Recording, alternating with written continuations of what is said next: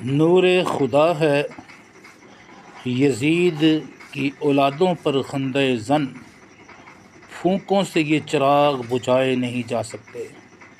سامعین مکرم، اللہ تعالیٰ کے فضل و کرم سے قرآن و سنت کے ساتھ ساتھ اہل بیت اور سادات کو نور مصطفیٰ کے علوم سے بھی سرفراز کیا جاتا ہے، اور ہر دور میں جہاں یزیدوں کی اولادیں موجود ہیں وہاں عمار بن یاسر کے جانشین بھی موجود ہیں جو سادات کا ادب و اخلاص کو ملحوظ خاطر رکھتے ہیں۔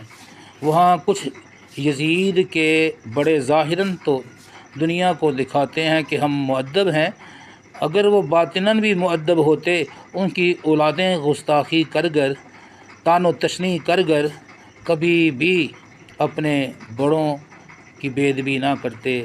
تو ہماری گزارش ہے کہ ہمارے قول فعل عمل کو قرآن و سنت کے ساتھ میچ کیا کرو، انشاءاللہ کبھی بھی گمراہی نہیں ملے گی۔